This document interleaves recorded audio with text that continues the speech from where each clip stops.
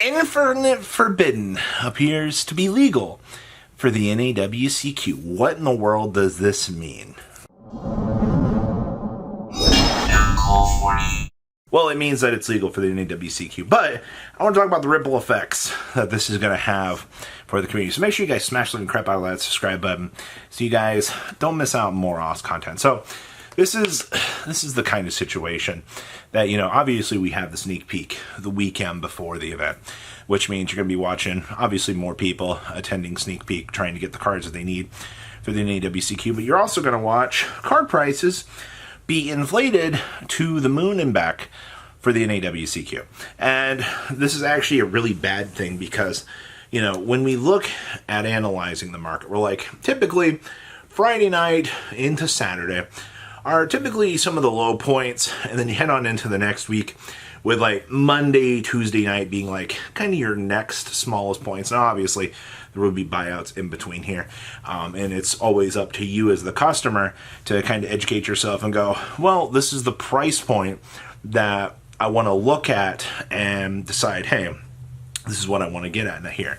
Now, Infinite Forbidden being legal for the NAWCQ, this is wonderful news, actually, because I didn't want the NAWCQ to feel like a worthless event, because if they made the biggest, North American event in terms of prestige feel worthless, that means who's going to really want to watch, Now, for the people that aren't going, now there's suddenly a vested interest to want to watch this event because you'll get the chance to see the innovation, the excitement, the craziness, and, you've got very little time to prepare for this event because we don't know the exclusives for this. I mean, you do know the 80 cards, you do know Fiendsmith. Actually, that's another important thing with this legality.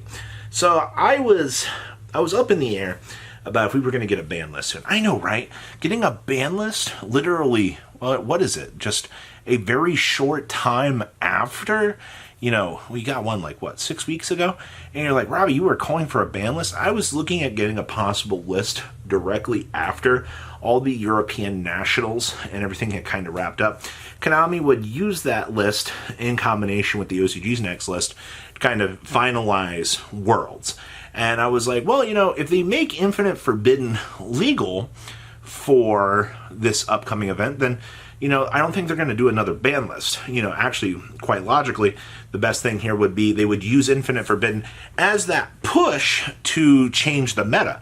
Another big thing here with Infinite Forbidden being legal, this dog water format. The fact that we have been on the same stagnant, fire this, fire that.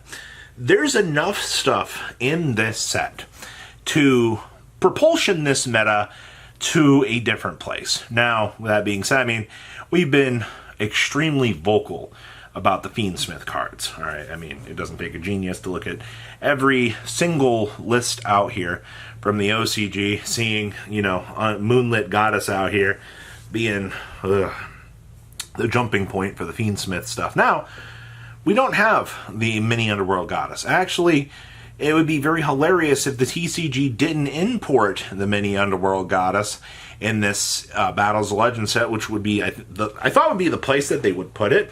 We have no idea if it's going to be in there or not. Quite actually, if it's not in there, they have to import it in the next set.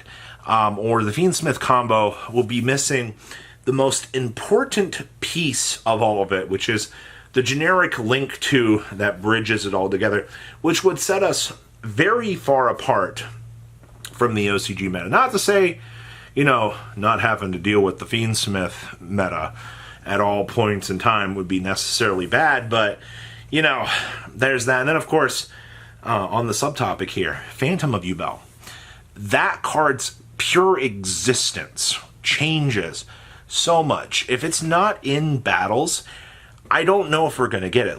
Honestly, the Fiendsmith stuff and Phantom of Yubel are the two biggest challengers to change this crummy meta. Watching Yubel get the chance to play through a board of hand traps, though, is incredibly stupid, by the way.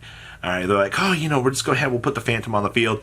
You looking at your Ash, your Veiler. Technically you could Ash Veiler and chain up and then take care of the Phantom. That's technically good. Just action effect, they phantom, just Valor it. Mission accomplished, or, at least you can try that. But moral of the story out here for all of this.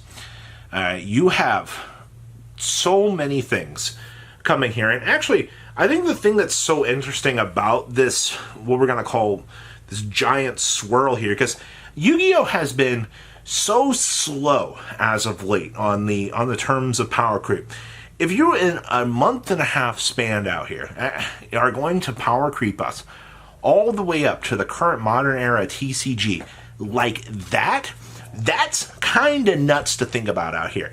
That is, not only do we get the Ritual Beast and all of that, and then literally 2 weeks later, kapow, you get all this.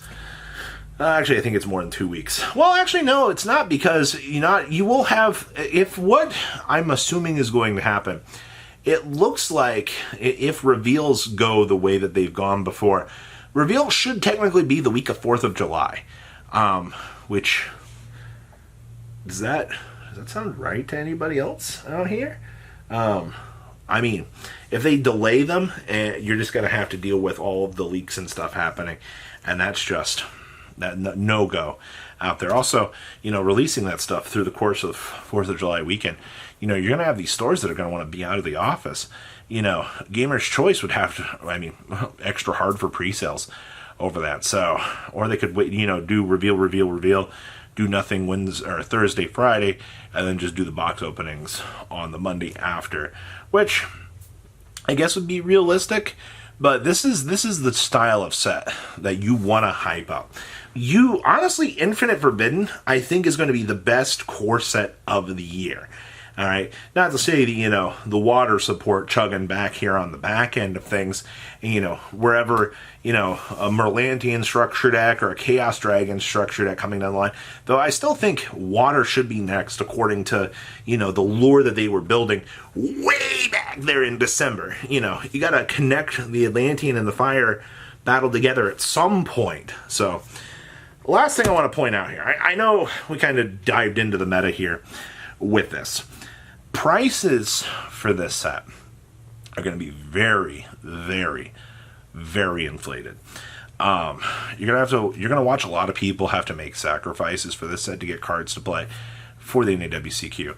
I actually am not going to the NAWCQ this year. Didn't want to deal with Texas in the middle of July, so I'll be actually spectating and watching as a viewer for this event, which, I'll be honest with you, I think will be kind of cool to get the chance to see this, but you're going to watch cards from that Saturday that are going to inflate up all day long. You're going to watch a systematic cycle of buyouts. And that's not even to mention, Ithmel Chummy and the Fiendsmith cards. And if we don't have the Many Underworld Goddess to start things off in the very early stage of this format, and Fiendsmith stuff just kind of tosses itself in as a low category, people are going to buy those cards up in full anticipation of things.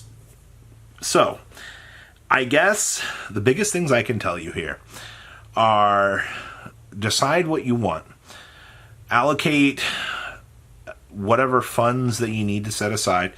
I know that this is coming down pretty quickly out here, but, we do talk a lot about this channel, putting $5 a week aside, to try to get some things that you actually need. I mean, it's all about the slow and steady race with this sort of stuff, but it's not going to be simple and clean. Not at all. Actually, I think that this is going to be crazy, but Battles reveals should begin here pretty soon. We're going to be deep diving back into OCG news as well, and I get to go on vacation and play Vanguard this weekend instead of attending YCS Indy. So, to those of you like, oh, Robbie, I can't wait to see you in Indy. Nope, I'll be in Chicago playing Weiss Schwarz and Cardfight Vanguard, because the current Yu-Gi-Oh! Format, in my opinion, is stale, boring, and I didn't really want to walk around a Yu-Gi-Oh! Venue all weekend. Sorry. I love the game to death. I do. But I need a change of pace. It happens every once in a while. So, Infinite Forbidden is legal for the NAWCQ. What do you guys think? Please leave a comment down below. Tell me what you guys think. Man, it's going to be a train wreck. You guys have a good rest of your day, all right? Patrons! Thank you.